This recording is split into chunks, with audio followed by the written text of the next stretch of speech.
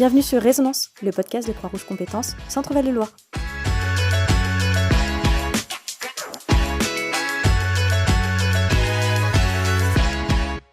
Attention, cet épisode porte sur des sujets comme le suicide et les violences conjugales et pourrait heurter la sensibilité de certains. L'idée d'interviewer Amanda, et par conséquent de changer un peu notre ligne édito, est venue lors d'un des nombreux échanges entre nous. Après quasi 2 ans de recherche d'idées, on a eu envie d'autre chose. Amanda fait partie du groupe ARA, auquel nous avons consacré un épisode plus tôt dans l'année. Après en avoir discuté ensemble, Mélanie, qui travaille régulièrement avec eux, leur a proposé de participer. Plusieurs membres se sont désignés, dont Amanda. Et nous nous sommes toutes les 3 lancées. Ce format est nouveau pour nous, ayant l'habitude de poser des questions et d'attendre les réponses.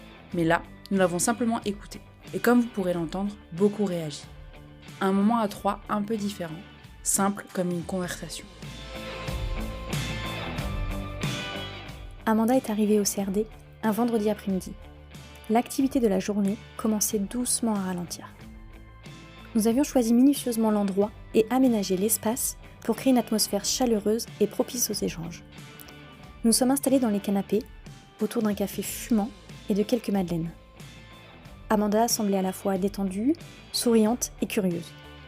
Elle observait le matériel d'enregistrement avec intérêt, tout en se montrant impatiente de découvrir cette nouvelle manière de partager son histoire.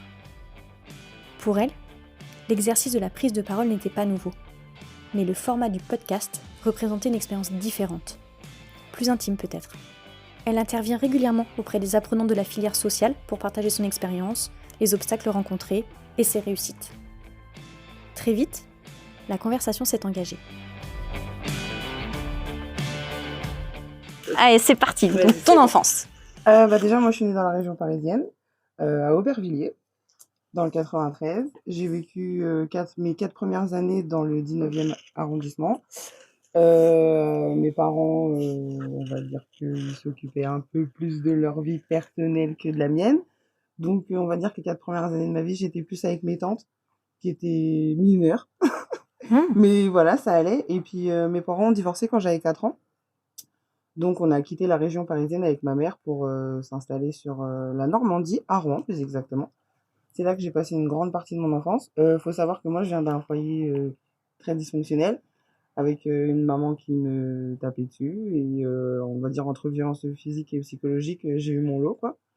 Et j'avais une petite sœur dont j'étais responsable, que j'ai élevée. Donc, on va dire c'est mon premier enfant, c'est ma petite sœur. Vous avez combien d'années d'écart ? 8 ans d'écart. Ah oui, ok. 8 ans d'écart. Donc, je l'emmenais tous les matins à l'école, j'allais la chercher tous les soirs, en même temps que moi, j'avais à faire mes cours. Et puis, j'ai aussi dormi dans la rue, parce que ma mère, elle aimait bien me foutre dehors assez régulièrement. Donc, j'ai un petit passé de SDF.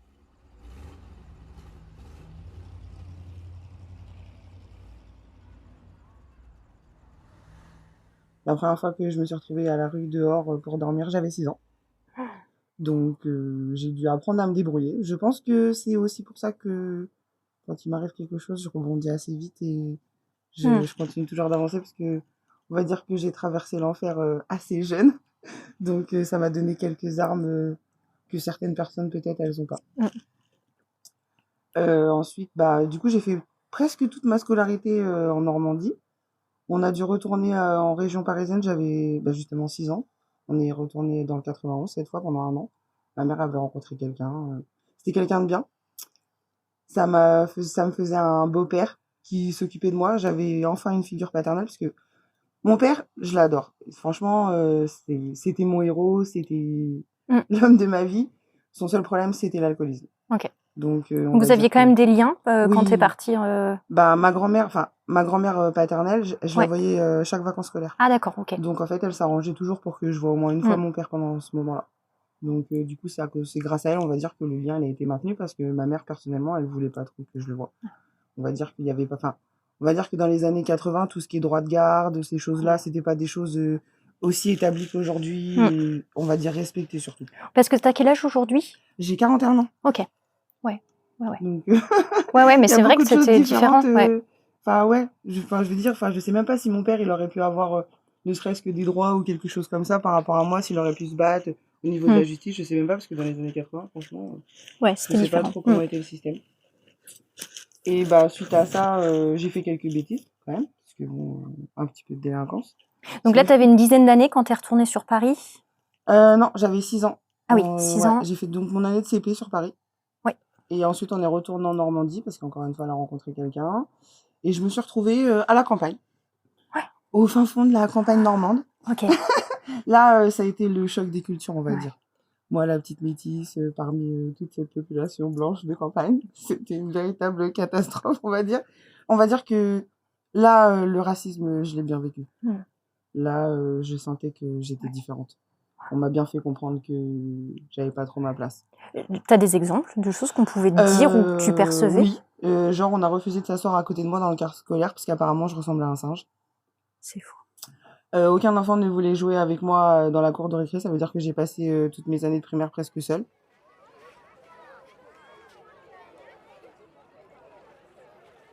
Et on va dire que, mis à part peut-être un maître que j'ai eu, les autres se sont pas plus préoccupés de ça, du fait que j'étais une enfant isolée. Après, il faut dire aussi que je me plaignais pas.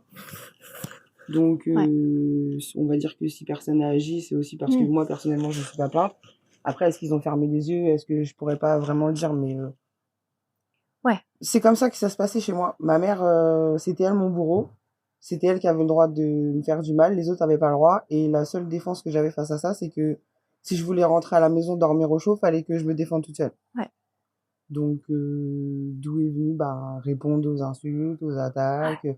Et puis après, forcément, on part un peu dans les bêtises, quoi. Après, j'ai jamais trop dépassé les choses graves, on va dire. Ok. La seule chose qui a été grave, c'est que quand j'avais 14 ans, je pense que j'en pouvais plus de mon existence. Ouais, c'était trop. Ouais. Donc, j'ai fait une tentative de suicide. Ok. Et c'est là que, du coup, j'ai eu un suivi. Et que j'ai rencontré une psychologue hors du commun, hors des sentiers battus. Parce que je refusais d'aller dans ce cabinet. Moi, ça me plaisait pas. C'était... Ouais. Non, et donc elle a accepté de me voir à l'extérieur. On allait boire des cafés, du coup. Ok. Donc ça faisait en fait comme si j'allais boire, je sais pas moi, un café avec une tante. Ouais. Je discutais et ma thérapie s'est passée comme ça.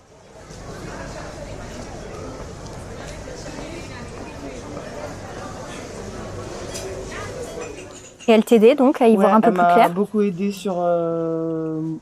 à apprendre des choses sur moi-même déjà. Parce que elle m'a fait comprendre qu'avec tout ce qui m'était arrivé, avec tout ce que je subissais à la maison, j'aurais pu faire pire, j'aurais pu devenir pire, ou j'aurais pu faire différemment. Que j'avais quand même, malgré que j'ai pas eu d'éducation, que j'ai pris des figures maternelles et paternelles un peu partout où j'ai pu piocher, c'est comme ça que je me suis construit, que j'avais plutôt pas mal réussi. Et que elle m'a dit que une personne qui survit malgré tout ce qui peut lui arriver, c'est une personne qui ça ira pour elle plus tard. Donc elle m'a redonné, on va dire, bon, j'ai pas totalement confiance en moi, mais on va dire que c'est la première personne qui a mis une pierre à l'estime de moi. Je pense que ça a été une personne décisive dans ton parcours. Oui, elle et un commissaire de police. Ah ouais? Ouais, parce que ma mère, elle me mettait dehors, mais après elle a appelé la police pour fugue. Ça fait qu'on me cherchait. Ouais. Sauf qu'au bout de 3-4 fois qu'ils m'ont ramené à la maison et qu'ils ont vu que quelques heures après j'étais dehors, ils se sont demandé c'est pas normal. Un truc, ouais. Donc plutôt que de me ramener, du coup ils me gardaient au poste de police.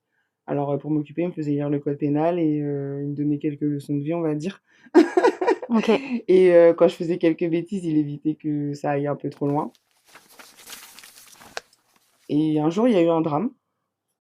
Ma petite sœur, elle s'est réveillée en pleine nuit et on est allé dans la cuisine. Et là, mon beau-père, il essayait de balancer ma mère du 13e étage. Ça a été un moment difficile parce que déjà que c'était pas facile la vie à la maison, entre m'occuper de ma petite sœur alors que j'avais pas l'âge, supporter ma maman et ses crises et on va dire que scolairement parlant, c'est pas que j'avais des difficultés, mais c'est que j'étais pas concentrée. Ah, bien sûr. Parce qu'à côté de ça, j'ai toujours été assez douée à l'école. J'ai jamais eu de problème. Si j'ai eu des mauvaises notes, c'est parce que j'ai décidé d'arrêter de me concentrer sur mon travail scolaire.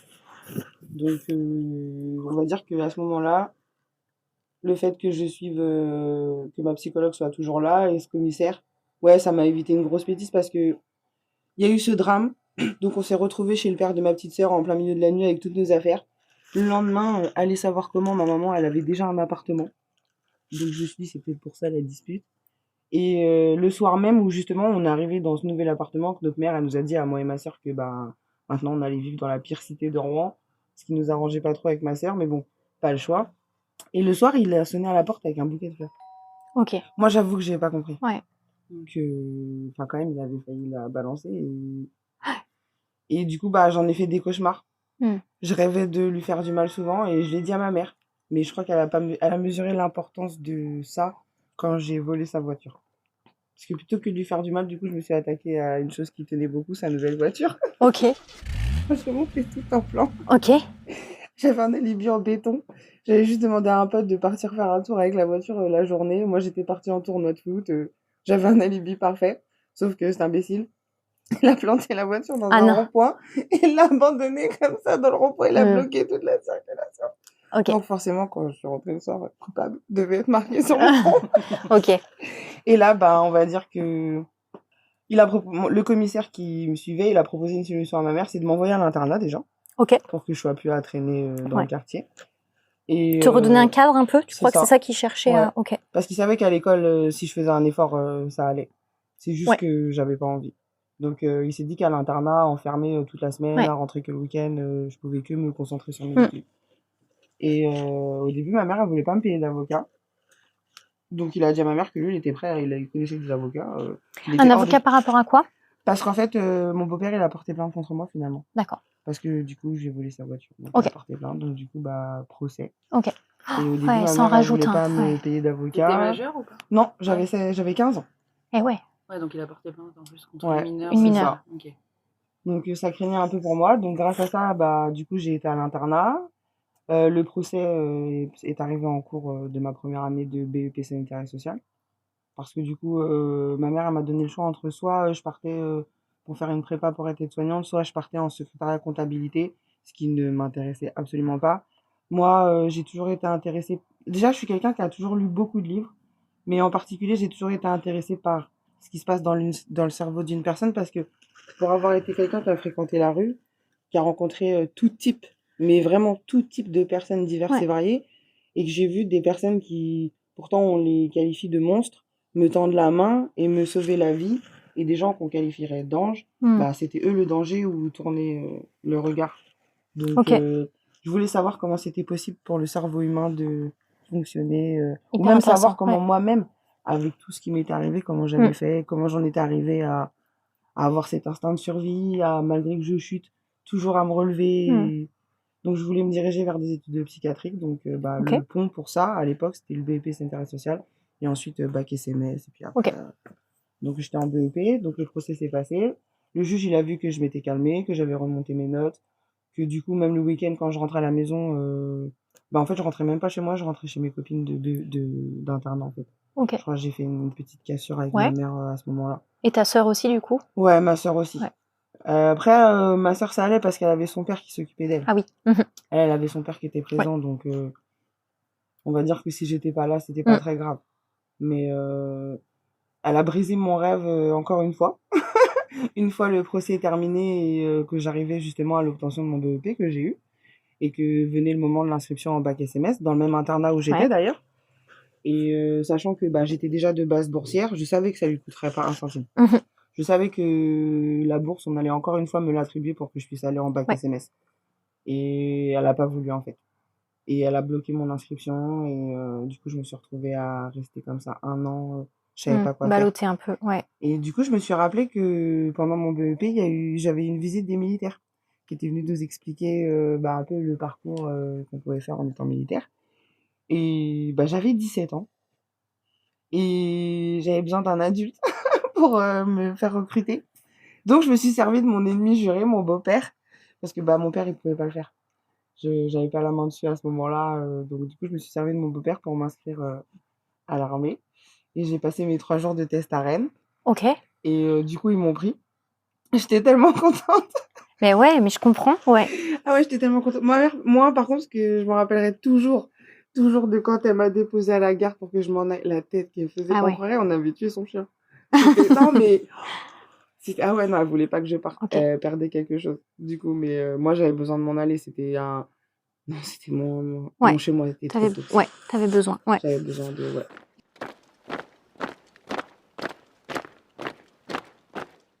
Donc ça a été franchement 18 mois de pur bonheur. J'ai adoré faire mes classes. Ok. C'était vraiment fait pour moi. J'avais pas de problème avec mes collègues masculins, même s'ils faisaient des blagues un peu potaches parfois, parce que ça reste des garçons, quoi. Mais non, enfin, après, il faut dire aussi, je me suis toujours bien entendu avec les garçons. C'est vrai que je suis un peu un garçon manqué moi-même. J'ai toujours été à fond dans le sport, des choses comme ça. Donc c'est vrai que Ouais. même la console, les trucs comme ça, enfin ouais, un Donc- vrai garçon manqué. Donc c'est vrai que... Donc tu t'y retrouvais bien. Ouais, et puis ouais, enfin ouais, je sais qu'il y a beaucoup de personnes qui ont des appréhensions, genre la discipline, les ordres et tout ça, tout ça. Et puis moi qui suis quelqu'un d'extrêmement rebelle, non, franchement, moi j'ai adoré.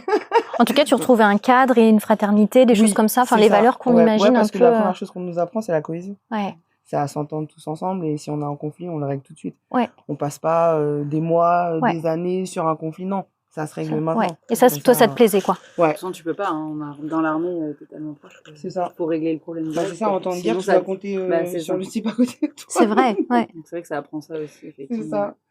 Après, malheureusement, ce qui a fait que j'ai pas poursuivi dans cette carrière, c'est que, bah voilà, j'étais jeune, j'avais 19 ans et je suis tombée amoureuse du père de mes enfants. Mauvais choix. Très mauvais choix parce que là, du coup, il m'a fait quitter mon rêve. Il était dans l'armée, lui aussi? Ouais, il était dans l'armée, mais lui, c'était pas par choix. D'accord. Lui, il avait loupé ses études et son père, il lui a pas laissé le choix. Moi, j'ai choisi d'y aller. Mm. Moi, j'étais contente d'y aller. Lui, en gros, c'était soit ça, soit son père, en gros, il le virait de chez lui. Ouais. Donc, lui, il y a été à contre-cœur. Malgré que, quelque part, ça lui a plutôt servi parce que je pense que sans ça, parce que voilà, il a quand même passé tous les permis poids lourds. Je sais que dans le civil, les permis poids lourds, c'est quand même quelque chose qui coûte cher en formation et tout ça. Lui, il les a eu gratuitement grâce à l'armée. Ouais. Et c'est quand même ce qui a fait le métier qu'il fait aujourd'hui, vu qu'il travaille dans le TP. D'accord. Donc, sans son poids lourd et super lourd, je pense pas qu'il aurait pu travailler dans ce domaine. Donc, lui, ça lui a plutôt bien servi. Mais voilà. C'était un homme un peu possessif, un peu extrêmement jaloux, donc le fait que je sois entourée de garçons toute la journée, alors qu'on disait non mais tu crois que quand je nettoie des camions ou que on est en train de se préparer pour des OPEX ou des trucs comme ça, j'ai le temps de m'intéresser, de savoir si mon voisin il est mignon, des trucs comme ça. Je dis non, moi c'est mes collègues, c'est comme des frères en fait. Et c'était véritablement ça. C'est comme avoir plein de frères autour de moi et s'amuser quoi. Parce que ouais, je m'amusais même si c'était pour bosser. Enfin ouais, c'était une vraie passion. Toi, c'est vraiment un moment que tu as apprécié dans ta vie. Vraiment, ouais. Ok, ça se J'ai sent. adoré. Ouais. Et j'ai été triste de le quitter. Après, j'ai retrouvé mon bonheur avec mes enfants. Donc, du coup, t'es partie de l'armée. Ouais. T'as eu des enfants. J'ai eu ma fille, ma première, j'avais 20 ans. Ouais, ok. Et elle est devenue tout mon monde. Sûrement, ouais. Parce que j'ai découvert assez tard que le père de mes enfants, le fait qu'il soit possessif, ça venait aussi avec, comme j'avais quand j'étais enfant, de la violence physique et de la violence psychologique. Donc là, j'ai découvert ce que c'était que d'être une femme battue. Après, pas de bol pour lui, moi je réplique. Donc du coup, je l'ai calmé de moi-même. Parce que il s'est dit, si j'y vais, elle y va aussi. Mais voilà, ça restait quand même quelque chose de toxique. Je sais qu'il m'aimait, mais c'est pas la bonne manière d'aimer quelqu'un. Et ça rend pas service. Enfin, être sous emprise d'une personne par amour, même si tu sais que cette personne, elle est toxique, ouais, ça te poursuit même quand t'as quitté cette personne. Et j'ai eu beaucoup, mais énormément de mal à me défaire de cette emprise. On va dire que ça a duré carrément même 10 ans après qu'on était séparés pour que je sois sortie totalement. Vous êtes restés combien de temps ensemble? 11 ans. 11 ans, ouais. Donc, tu as eu d'autres enfants après aussi? 2. On a fait 2 enfants, 2 filles. Ouais. Donc la deuxième, Julia, qui a 14 ans, la petite ado de... Ok.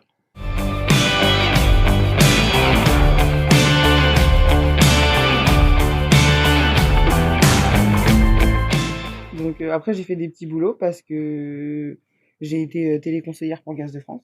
Parce que moi, à un moment donné, bah, j'étais maman d'accord, mais bah, je m'ennuyais quand même un peu à la maison. Lui, bah, toujours par jalousie, possessivité, il voulait pas que je fasse des métiers déjà où il y avait trop d'hommes, donc j'avais pas, enfin, au niveau des choix, il m'a quand même un peu limité. Donc du coup, je me suis retrouvée dans une grosse boîte de téléconseil pour un peu divers trucs. Et puis du coup, moi, j'ai été choisie par Gaz de France, les professionnels. Et bah voilà. C'était pas passionnant, hein, parce que bon, répondre galère des gens, enfin, Mmh. même pas, c'était les restaurateurs ou les grosses sociétés comme ça, parce qu'ils ont une coupure d'électricité ou qui sont en retard de paiement et qui te gueulent dessus alors que t'as rien fait, t'as juste Ouais. répondu au téléphone. Enfin, voilà, moi, à la base, c'était surtout pour pouvoir offrir quelque chose à mes enfants de ma poche, Mmh. pas de celle de leur père. Et t'étais toujours en Normandie ou pas? Non, c'était à Châteauroux. Ok. Non. Alors, quand j'ai été recrutée et qu'on a choisi ma caserne pour que je fasse mes classes, j'ai été recrutée à Châteauroux. Ok. Donc, c'est à 2 heures d'ici, il me Ouais, ouais. semble. Donc, dans le 36. Et j'y ai passé 15 ans de ma vie. Ah ouais, ok. Donc, ouais, j'ai pratiquement. Bah, elles sont nées à Châteauroux, mes deux filles. Donc, je les ai pratiquement élevées ouais, là-bas, une bonne partie. Et après, si je suis venue ici, on va dire que c'est le premier pas pour sortir de l'emprise du père. Parce que du coup, en vivant dans la même ville, Oui, parce que vous êtes séparés, mais vous habitiez ouais, encore j'en dans la habitais même. toujours dans la même ville. Ouais. Du coup, en fait, Châteauroux, c'est une petite ville. Oui. Tout le monde sait ce que tu fais, même quand t'as pas envie. Mm. Tout le monde te regarde, là. Donc, entre ses amis qui m'espionnaient, ou lui, machin. Alors moi, des fois, j'en venais à me dire, mais en fait, si je peux même pas marcher dans la rue pour aller chercher mes enfants à l'école, et qu'on me dit, mais qu'est-ce que tu fais dans la rue à cette heure-là? Bah, il est 4h30, je vais chercher mes enfants à l'école, en fait. Mm. Enfin, je veux dire, après, j'estime quand même que j'ai le droit de faire ma vie comme j'en ai envie. Bien Je suis sûr. adulte, je suis maman, d'accord, Ouais. mais j'en suis Ouais, pas ouais. moins une femme et j'ai le droit d'avoir une vie, Ouais. accessoirement. Et bah moi, mon rôle de maman a toujours été prioritaire. Ça veut dire que les seules fois où je me suis amusée, c'est quand mes enfants étaient en week-end chez leur père. Ouais. À côté de ça, quand j'avais mes enfants à la maison, bah, j'étais tout le temps chez moi avec mes enfants devant des dessins animés, à faire des trucs, Mm. des journées au parc, des conneries comme ça. Ouais. Enfin, Ouais, tu ouais, les t'occupais seules d'elle. fois, Ouais. bah ouais. En même temps, moi qui ai souvent manqué d'amour, qui ai la peur de l'abandon et toutes ces choses-là à cause de tout ce que j'ai pu Mm. traverser, bah franchement, les seuls qui m'ont donné l'amour que j'ai toujours rêvé, c'est mes enfants jusqu'à Ouais. présent. Mm. Donc ouais, mon temps en général, je leur consacre. Ouais. Donc c'est aussi pour ça que elles sont ma priorité, je l'ai toujours dit, et peu importe que certains ne comprennent pas. Mm. C'est vrai que pendant un temps, j'ai fait un choix de pas forcément retravailler tout de suite, parce que je voulais être disponible pour mes enfants quand elles rentrent de l'école, les aider à faire leurs devoirs, être là le mercredi après-midi, Mm. les week-ends, même si c'était pour être au parc, à courir, jouer dans les jeux et tout, je m'en Ouais. foutais. C'est un temps que je voulais leur accorder, je voulais les voir grandir, Mm. leurs premiers pas, leurs premiers mots, enfin voilà, tous ces moments Mm. d'enfants qui sont importants, moi je trouve, Ouais. je voulais les vivre. Et qui se rattrape pas. C'est ça. Bah ouais, si tu les loupes, il y aura pas Il de n'y en aura pas deuxième. de. Ouais. Mm. Donc voilà, après je sais qu'il y a beaucoup de gens autour de moi qui n'ont pas compris ce choix-là.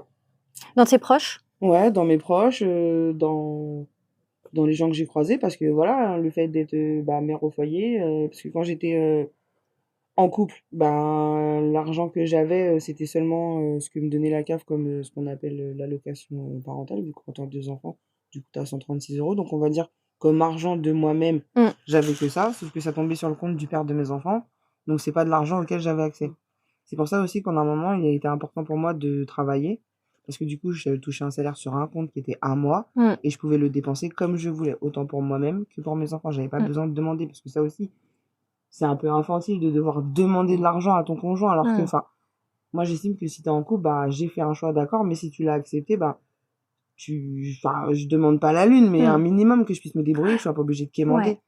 Donc, du coup, je sais aussi que quand je me suis séparée du père de mes enfants, bah ouais, voilà, j'ai dû m'inscrire au RSA, quoi. Ouais, ok. Donc, toucher de l'argent de l'État, comme tout le monde aime dire, je dépends de l'État, quoi.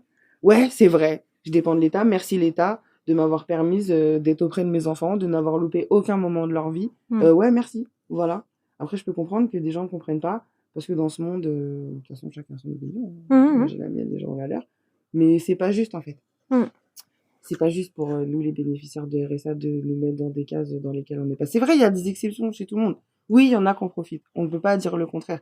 Mais on n'est pas tous dans ce cas-là.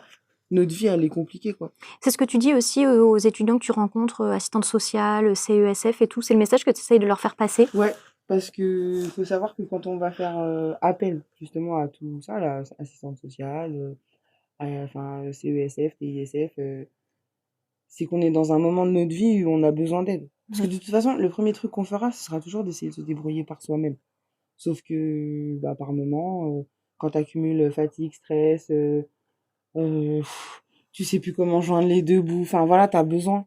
Et aujourd'hui, dans ce monde actuel, en 2026, plus ça va, moins les gens ils te tendent la main, moins même au niveau des associations, on voit bien que Même eux, je pense, au niveau des dons, Mmh. ça doit être de moins en moins parce que je le vois quand des fois je dois aller chercher un colis ou des trucs comme ça. Il y a certaines époques en arrière, j'avais beaucoup plus que ce que j'ai aujourd'hui.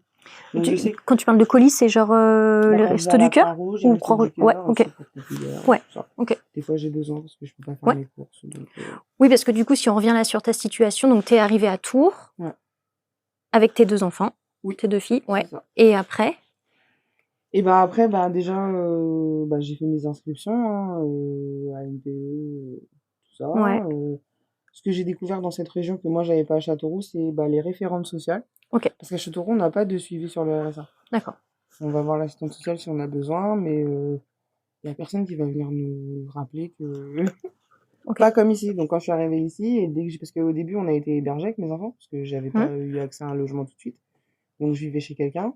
Mais dès que j'ai eu une adresse, et ben j'ai reçu un courrier comme quoi une référente socio-professionnelle de la Croix-Rouge allait m'aider autant pour mes problèmes sociaux que pour me relancer dans la voie professionnelle. Ok.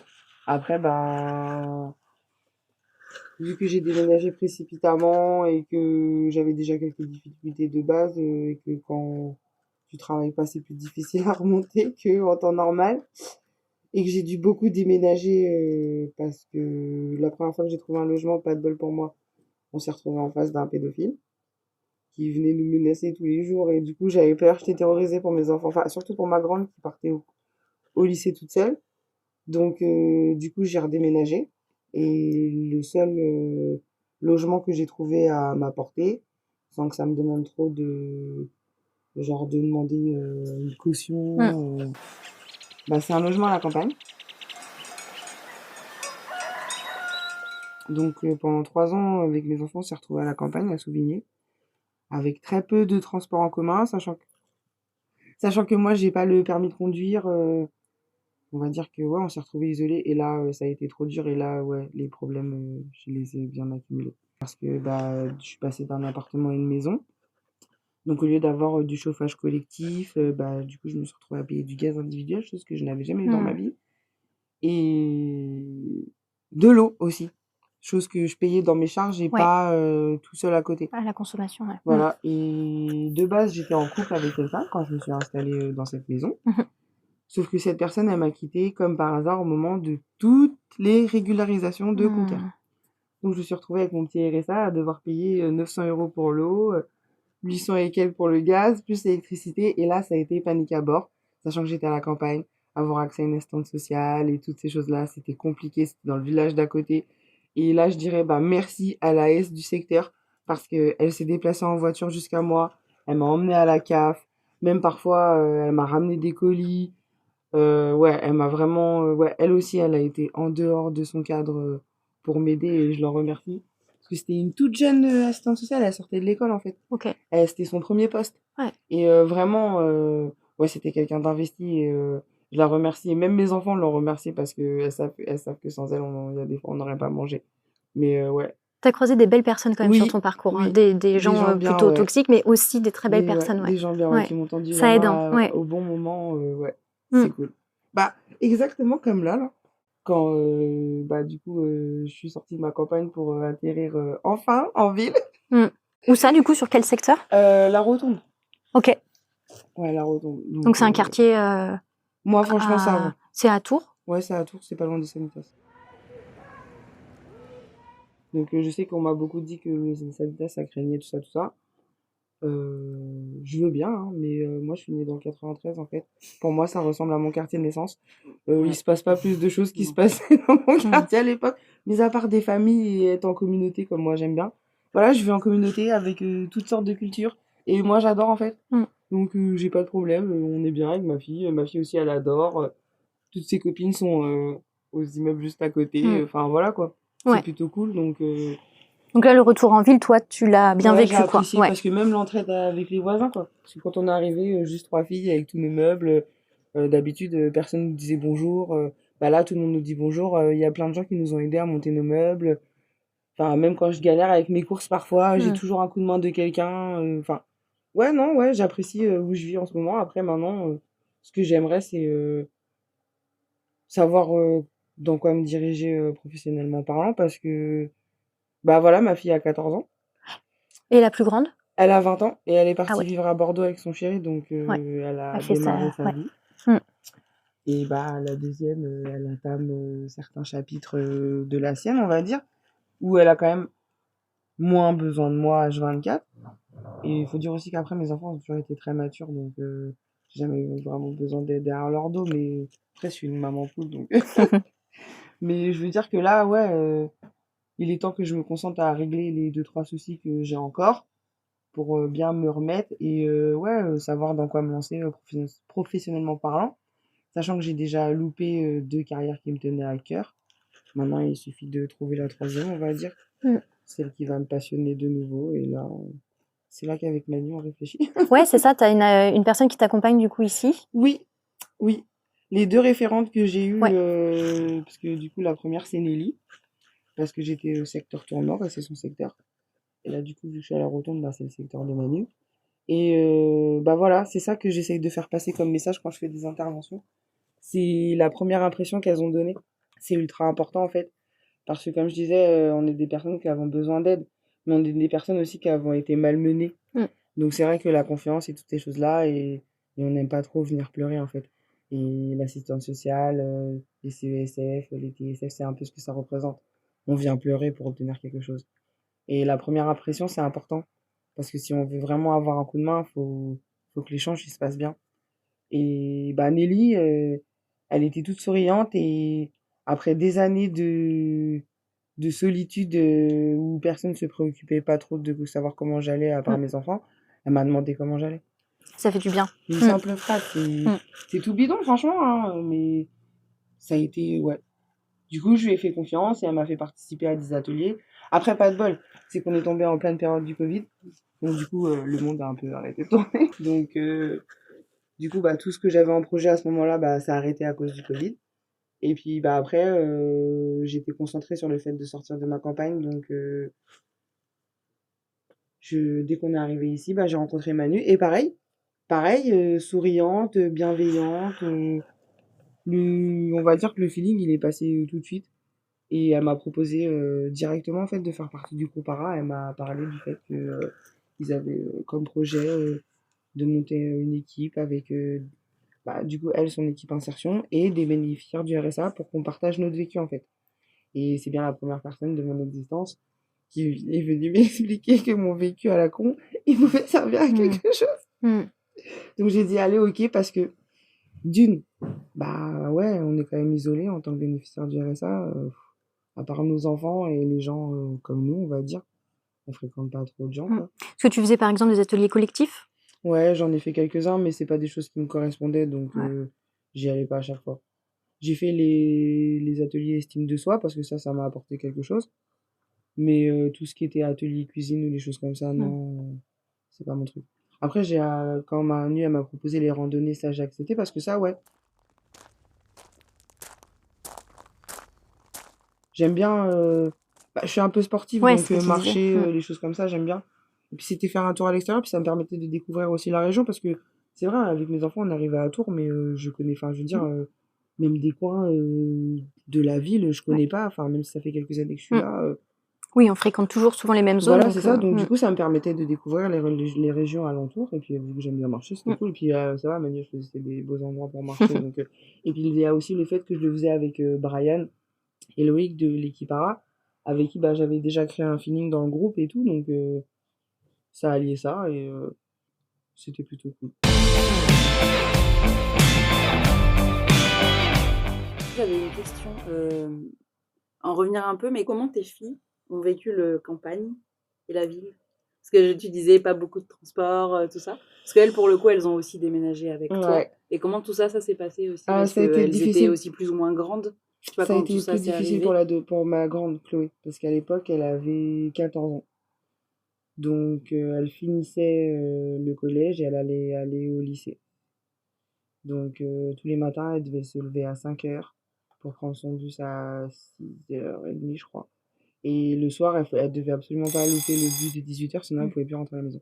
Donc, ça a été un peu compliqué. Après, ma fille, tout comme sa mère, elle est très débrouillarde. Parce qu'il faut savoir aussi que des fois, le bus, il passait carrément pas. Parce que combien de fois elle m'a appelé pour me dire maman le bus est pas passé. Ouais, toi tu pouvais pas aller la chercher Bah du non, coup. j'avais pas Ouais. de voiture. Alors Ouais. il y a eu des fois où bah il y avait ses amis qui habitaient dans le même village que nous, qui finissaient à la même Mm. heure qu'elle, donc leur maman bah ou La leur papa ramener, ils la ouais. ramenaient, bah pour eux c'était normal en fait. Et il y a eu des fois où elle allait dormir chez ses copines en ville parce que bah elle pouvait pas Elle pouvait rentrer pas vu que rentrer, j'avais ouais. pas parlé, que le taxi c'était 100 € quoi. Mm. Et j'avais pas cette somme pour qu'elle puisse rentrer à la maison. Donc bah là après à se débrouiller on va dire. Mais non, enfin la seule chose dont elle s'est plainte c'était surtout pour se lever tôt le matin. Mais sinon à part ça, non on était au calme et puis voilà on était que toutes les trois, c'était notre petit cocon. C'était pas mal. Après la petite elle avait l'école dans le village donc elle ça l'a pas perturbée plus que ça vu qu'on avait juste à descendre la route et elle était à l'école. Donc et puis après le collège était dans le village d'à côté puis là forcément le car il passait forcément dans mon village pour l'emmener. Donc là-dessus il y a pas eu de souci.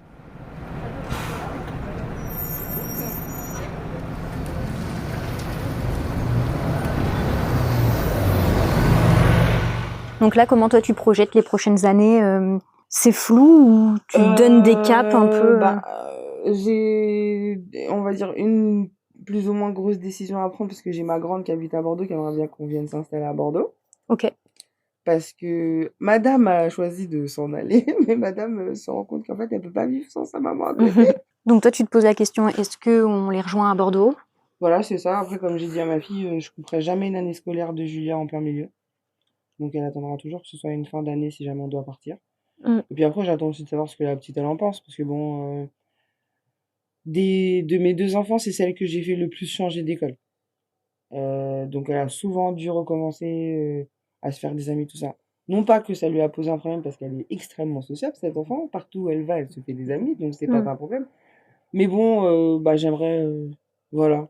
La stabiliser un peu aussi. Ouais, qu'elle suive un peu ses copines Ouais. quelques temps. On a tous eu cette période, voilà, on se file dans les écoles, on s'amuse un peu. C'est ça la jeunesse pour moi. Donc j'aimerais qu'elle en profite parce que Chloé a eu cette période où elle a traînassé avec ses copines là. D'ailleurs, j'ai dû avoir 2-3 cheveux blancs à cause de ça. Donc bon, c'est le tour de la petite maintenant. De vivre son adolescence comme il se doit. Avec les crises et tout ce qui va avec. Son lot. C'est ça. Non, mais c'est marrant. Parce que elle est entre je veux encore être un bébé. Non, en fait, je suis grande. Ben oui, Donc c'est très la drôle. transition. Puis c'est mon petit clown, donc non, ça va, ça passe.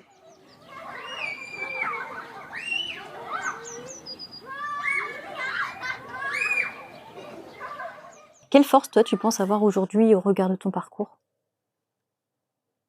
Je suis très résistante, je pense. Mes enfants disent que je suis Wonder Woman. Moi, je leur dis non, j'ai juste une capacité de résistance sûrement surdéveloppée. Parce que, ouais, on m'a fait tomber plein de fois. Je me suis toujours relevée. Mais ça, je dirais, même si ma mère, ça n'a pas été la mère de l'année et que ce que je suis aujourd'hui, c'est pas grâce à elle. Mais elle m'a appris deux choses. La survie déjà, parce qu'avec tout ce qu'elle m'a fait subir, je lui ai survécu. Et ma capacité à toujours me relever et à garder la tête haute. À jamais baisser les yeux et à avoir honte de quoi que ce soit. Ouais, c'est fort. Hein. C'est, voilà. Vous avez plus de contact aujourd'hui? Ma maman est décédée. Ok. Mes deux parents, en fait, sont décédés. D'accord. Mon père, il y a quelques mois. Ok. Est-ce que tu as déjà ressenti, alors tu l'avais déjà dit, tu as un peu parlé de racisme du coup, tu as senti un décalage aussi, par exemple quand tu es rentrée, que c'est sorti de l'armée? Parce que je sais que ça peut être aussi un moment, tu sais, où vous êtes un peu entre vous et que tu as essayé aussi de trouver du travail. Oui. Ou tu vois, des choses comme ça, parce que c'est pas simple de sortir aussi d'un truc où vous êtes vraiment en cohésion et vous vivez H24 ensemble. Et après, de retourner dans le civil, finalement. Grosse différence. La première, c'est l'esprit d'équipe, je dirais. Parce que vu que j'ai travaillé sur un plateau de téléphone, où on répond à des appels, on va dire, c'est un truc, c'est un petit carré, donc t'as une personne là, un open là, comme space. ça, ouais, voilà. Donc il y a de la proximité, donc je m'attendais quand même à une espèce de cohésion. Ah, non, pas du tout, mais pas du tout. Ça se tire dans les pattes et une horreur. Non, franchement, une horreur. Parce que on peut pas s'entendre avec tout le monde. Ça, j'en suis totalement consciente. On peut pas aimer tout le monde, on n'apprécie pas tout le monde, sauf qu'on n'est pas obligé de se tirer dans les pattes pour ça. Quand on n'apprécie pas quelqu'un, on peut très bien se contenter de bonjour, au revoir. Il n'y a pas besoin de rentrer dans les conflits. Et c'est ça que j'avais à l'armée. Il y a eu des personnes que j'ai pas appréciées, ils étaient plus gradés que moi, je devais le saluer. Mon respect, il s'arrêtait là. Et il n'y avait jamais eu de problème, même si on s'appréciait pas, il n'y a jamais eu de grosses engueulades ou des choses comme ça. Quand on devait travailler ensemble, on travaillait ensemble comme ça devait se faire. Et c'est pas comme ça que ça se passe dans le civil, en fait. Les gens, ils aiment se tirer dans les pattes, ils aiment se faire des coups en douce. Enfin, pour moi, j'avais l'impression de retourner au collège, en fait. Alors que j'étais une adulte. Donc là, tu as Dans senti un l'école de décalage commerce. entre tes valeurs et ce qui se Bah, c'est ça. passait. Ouais. C'est ça parce que... Difficile de s'y retrouver, là, Et encore. autant des personnes comme moi, bah, du coup, des employés, autant que nos superviseurs. Genre, nous, notre superviseuse, quand on faisait pas de vente, elle aimait bien nous humilier. Et combien de Ça fois se elle a dit- traduisait par quoi, par Ça se exemple? traduisait par demander à mes collègues de monter sur une table et d'imiter un bruit d'animal, ou de chanter la Marseillaise à l'envers, chose interdite, on n'a pas le droit de déformer les paroles de la Marseillaise. C'est passible d'un procès, ça. On voit pas notre regard là, parce que du coup, ouais, parce que du coup, c'est pas filmé, mais on est. Mais ouais, plein de Ouais. choses comme ça. Après, moi, elle a jamais réussi à me faire des choses comme ça, parce que je lui ai toujours dit, elle est pas née la personne qui me fera faire ça. Ouais. Et moi, je suis partie pour ces raisons-là. J'ai rompu mon contrat pour ces raisons-là. Le Parce que respect, moi, c'est je tellement ne important. Ouais. travaille pas dans ce genre d'ambiance. Et du coup, j'ai su que c'est allé trop loin après. Et c'est là que j'ai rendu service à mes collègues, parce que justement, elles m'ont parlé de ça. Elle leur a fait chanter la Marseillaise avec des paroles déformées. Tout ça pour qu'elles aient honte. Et que du coup, un plateau de 300 personnes se fout de leur gueule. Parce que c'est ça en fait. Tu sais chanter devant 300 bonnes femmes là, qui vont se foutre de ta gueule, qui sont même capables de te filmer pour aller te balancer après sur les réseaux. C'est quelque chose qu'on on fait pas ça aux gens. Et moi, je leur ai dit, tu vas au prud'homme. Tu leur dis qu'on t'a obligé à déformer les paroles de l'hymne national, s'il te plaît. Là, tu vas voir, ça va se passer tout de suite. Demain, elle est virée automatiquement de l'entreprise. Et c'est exactement ce qui s'est passé. L'entreprise a même pas voulu aller au procès. Parce que là, ils avaient perdu d'office. Ils savaient qu'ils allaient perdre. Donc, hop, ils ont viré la superviseuse. Et comment vous vous êtes pas rendu compte de ce là? Vous avez pas vu des tas de personnes? Parce que moi, qui ai travaillé sur place, j'en ai vu des femmes courir d'un coup comme ça, en plein milieu d'un appel. Et pas parce que l'appel était stressant, parce que déjà, on répond à des appels de réclamation. Ouais. Donc déjà, c'est stressant de se faire engueuler par un étranger. Donc déjà, il faut gérer ça. Mais en plus de ça, il y a la personne qui supervise, elle se fout de ta gueule. Moi, combien de fois j'en ai vu partir en courant pour aller pleurer dans les toilettes, et dès que ça sort, les collègues, au lieu d'essayer de réconforter, non, ça se moque encore de toi. Bah après, faut pas s'étonner qu'il y a plein de démissions dans ce genre d'entreprise et que personne n'y reste, et que tous les 6 mois, ils recrutent en fait. Bah oui. Parce que c'est pas vivable, c'est pas possible. Et moi, non, ce genre d'ambiance, non, moi, je peux pas. Ça fragilise ça en plus. Hein. Bah oui. Enfin, moi, du coup, je suis pas quelqu'un de fragile face à ce genre de choses parce que moi, je me laisse pas faire. Ouais. Mais je sais que d'autres personnes n'ont pas cette mentalité, n'ont pas cette capacité. Ils vont subir, en fait. Mais c'est pas de leur faute. Et après, tout le monde n'a pas cette capacité comme moi à faire barrière. Parce que moi, combien de fois mes collègues se mettaient derrière moi parce qu'elles savaient. Une fois derrière moi, il y a personne qui leur parle. Parce que moi, non. Moi, ça je me passe pas. défends, il n'y a pas de problème. Et si je dois défendre une collègue parce qu'elle sent pas bien, il n'y a pas de problème. Moi, j'apprécie tout le monde à partir du moment où tu es correct avec moi. Si tu as besoin d'un coup de main, je le ferai, j'ai pas de souci avec ça. Et c'est ça que j'ai pas apprécié.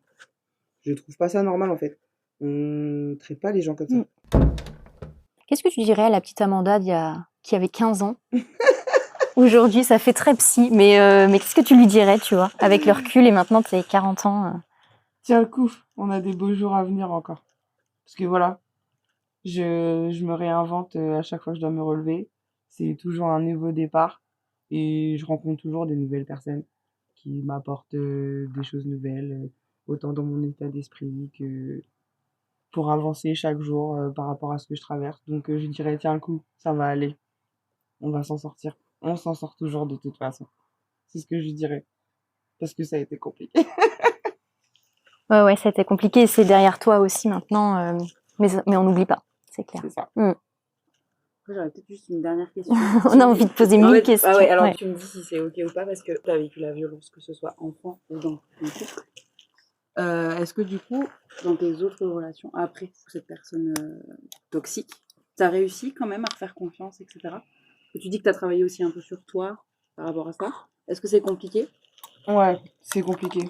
Parce que je me dis, forcément, j'ai toujours la peur sous-jacente, forcément, de retomber sur ce genre de profil. Après, j'essaye de rencontrer des personnes en dehors de ma zone de confort habituelle. Parce que je me suis rendu compte que quelque part, c'est là aussi que se trouvaient les personnes toxiques. Parce que voilà, je suis née dans un quartier, je suis une personne de quartier, je m'entends très bien avec les gens de quartier. C'est des gens que ça me dérange pas de boire un café avec eux le matin quand je vais chercher mon paquet de cigarettes. Donc on va dire que dans les discussions que je peux avoir, ouais, je parle avec des gens de ma communauté. Ils sont pas tous mauvais, d'accord, mais bon, on va dire que certains, c'est pas c'est pas ce qu'il peut y avoir de mieux, on va dire, dans ta vie. Ils ont eu des Mais modèles défaillants aussi, voilà, peut-être. voilà, c'est ça. Donc quand parce que là, du coup, j'ai vécu une rupture il y a pas très longtemps, qui lui, du coup, il m'a redonné confiance en l'amour, du coup, parce que il m'a montré une facette des hommes que je ne connaissais pas. La facette attentionnée, qui a toujours une petite attention, et le respect surtout. Le respect. Il m'a montré que ce que ça fait d'être une femme respectée dans son couple.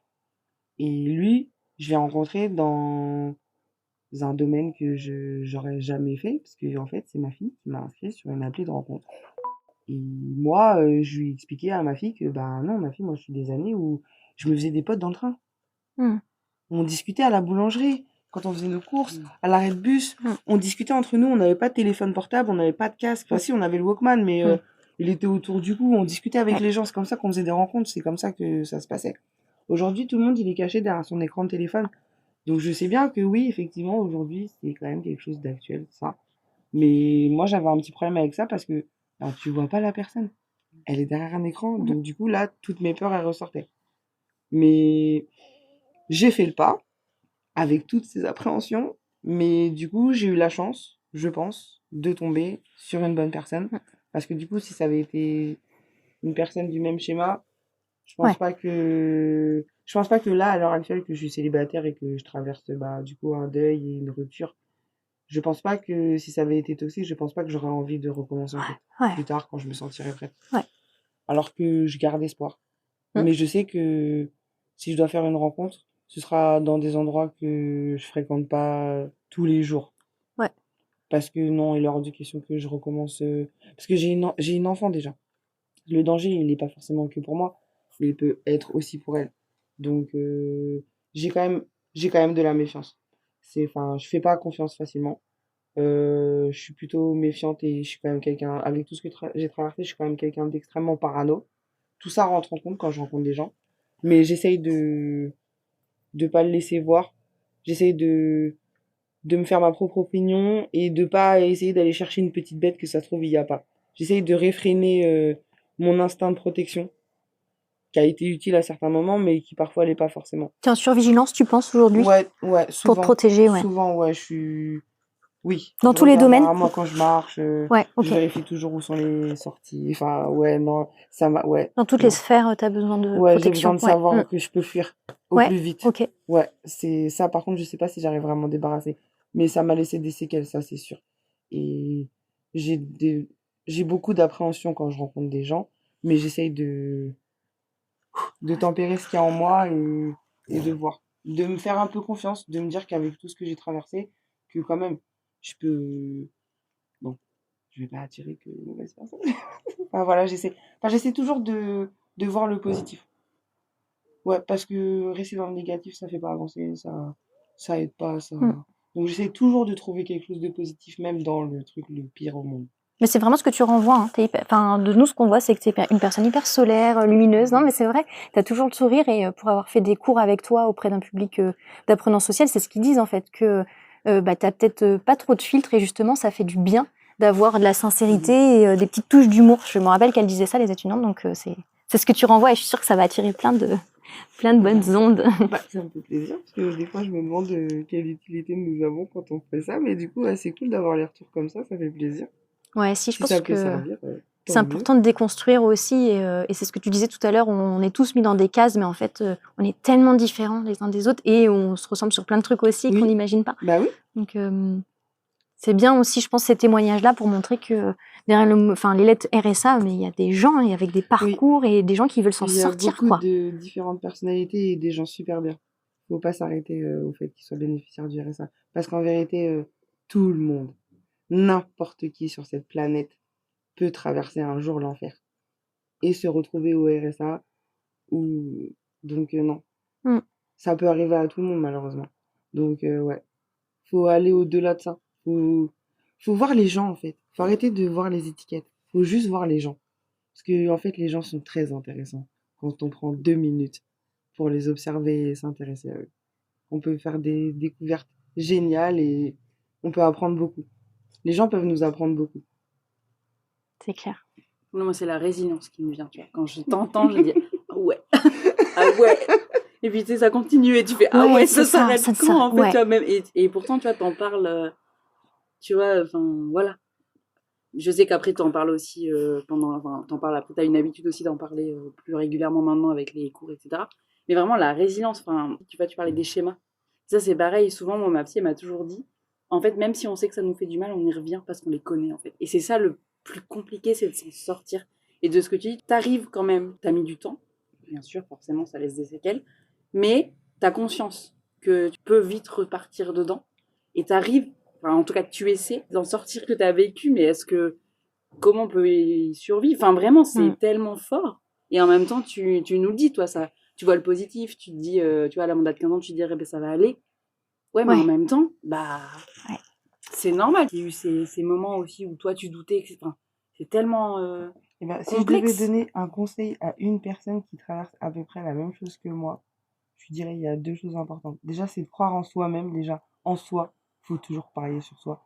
Et de 2, j'oblige personne. Mais moi, je sais que ma foi catholique, elle m'a beaucoup aidée dans ces moments-là. Parce que, ouais, je me sentais seule. Ouais, je me sentais perdue, pas aimée, mais tout ce que tu veux.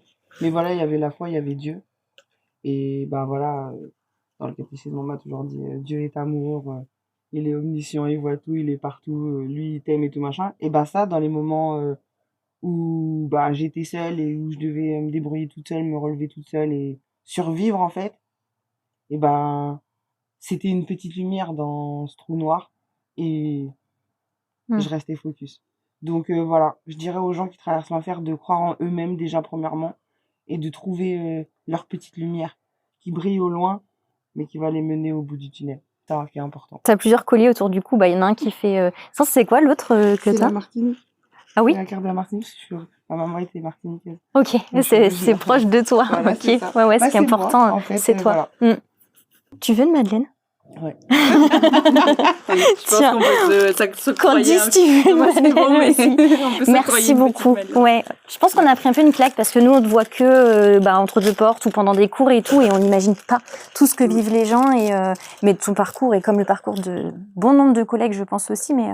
Merci beaucoup et merci aussi pour ton honnêteté parce que franchement, t'es revenu sur plein de trucs pas évidents et sans non plus être trop dans le drama, tu vois. Oui, je trouve que on va pas finir avec les mouchoirs. Voilà, c'était pas factuel, mais vraiment c'était j'ai vécu posé, ça. Ouais. Et en fait, j'ouvre la porte sans le côté effectivement. On va pas me plaindre, dans le pathos ou dans le drama. C'est même si c'est affreux, ce qui t'est arrivé, tu vois, à certains moments et tout, c'est vraiment c'est prenant, mais t'arrives à effectivement le dégager d'une façon. En fait, et puis tu vas toujours t'arrives toujours à finir sur une note positive et pourtant c'est l'enfer. Enfin, en tout cas moi de mon point de vue. Et tu arrives toujours à te dire, en fait, j'ai réussi, tu vois. Et c'est là où la résilience pour moi elle est hyper importante. C'est pour ça que ce mot-là, moi je trouve qu'il est vraiment. La vie aussi me l'a montré. Aussi, hein. Parce que voilà, j'ai été dans la rue, j'ai rencontré des personnes qui galéraient comme moi, qui avaient des fois des situations pires que moi. Et eux, ils m'ont apporté des trucs, mais moi aussi, je leur ai apporté quelque chose. Parfois, une phrase, un mot, ou le fait de vivre la même situation qu'une autre et de voir cette personne réagir de telle manière et se sentir de telle manière, ça t'ouvre une porte que peut-être t'avais pas vue. Tu l'as pas revécu, ça, la rue, après ton enfance? Ça s'est pas reproduit? Non, pas après que j'ai eu 18 ans. Ouais, c'était vraiment dans ton enfance, quoi. Et ça doit marquer, certainement. J'ai rencontré des gens géniaux. Voilà, toujours une petite note positive. Merci, Amanda. C'est clair.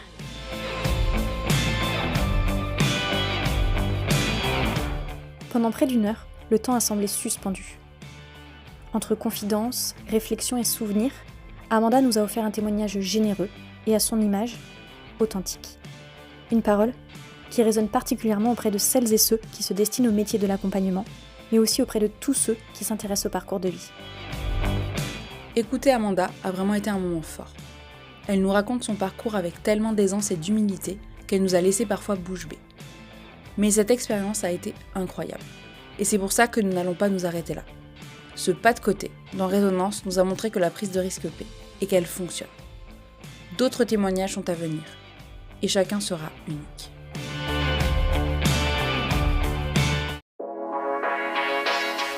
À très vite sur Résonance, un podcast réalisé par Candy Giffard et Mélanie Roncin.